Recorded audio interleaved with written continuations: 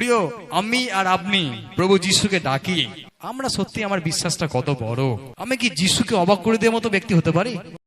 আপনি এসেছেন অনেক আশা নিয়ে, প্রভু আমাকে সাহায্য করুন।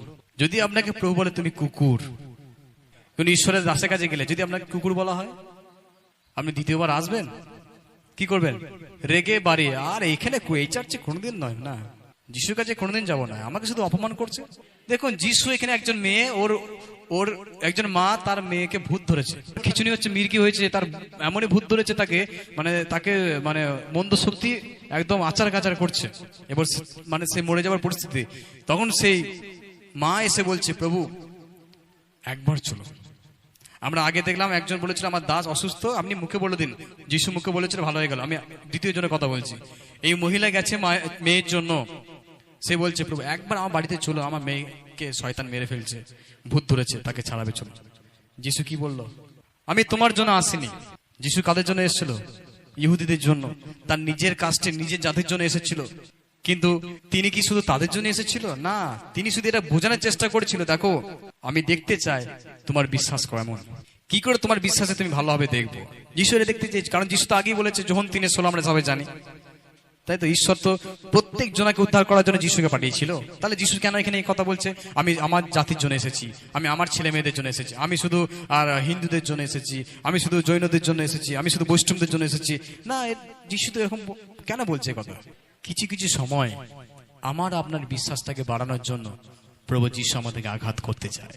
আপনি দেখুন, এই মা তার মেয়ের ভালো হওয়ার জন্য সে গেছে, যিশুকে বললো আমি কুকুরকে দিই না। তার মানে যিশু তো ডাইরেক্ট ওকে কি বলছে? ইনডাইরেক্ট ভাবে কি বলতে চাইছে? কুকুর। প্রভু বলছে আমার সন্তানদের খাবার আমি কুকুরকে দিই না, তার মানে কি বলতে চাইছে? প্রভু আমি কুকুর, আমাকে তুমি কুকুর বলছো। কখন আপনার বিশ্বাস বাড়বে জানেন? যখন আপনি নম্র হবে।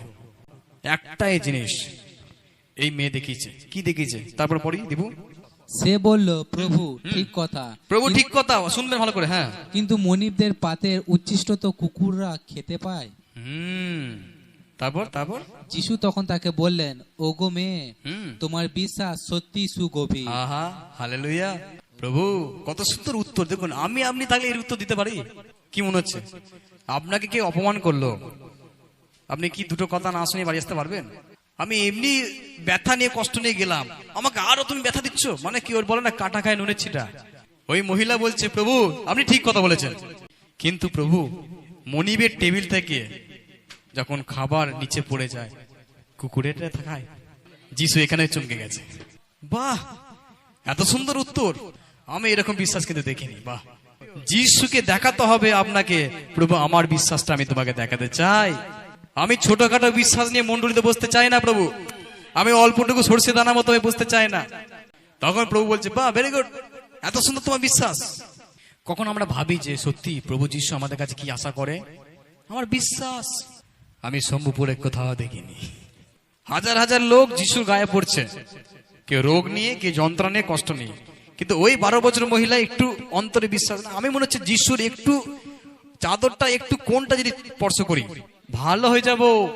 হয়েছিল কি হয়নি? স্পর্শ করেছে, ভালো হয়ে গেছে। তাহলে এত মানুষ তাকে ভিড় করছে, লাগছে, তারা কেন ভালো হচ্ছে না? প্রিয় বিশ্বাস। আজ আমরা চার্চে আসি, মন্ডলীতে আসি, কেন আমরা বারবার একটা কষ্ট নিয়ে ভুগি? আমার বিশ্বাসটাকে আমরা যাচাই করি না। আমার বিশ্বাসটাকে আমাকে যাচাই করতে হবে, প্রভু আমার বিশ্বাসটা কতটা বাড়ছে, আমার বিশ্বাসটা কত কি সীমিত না বাড়ছে। এই কনানী মহিলা কি করলো? প্রভুকে দেখালো, প্রভু আমি কিন্তু ছোটখাটো বিশ্বাস নয়, বড় বিশ্বাস। হালেলুয়া।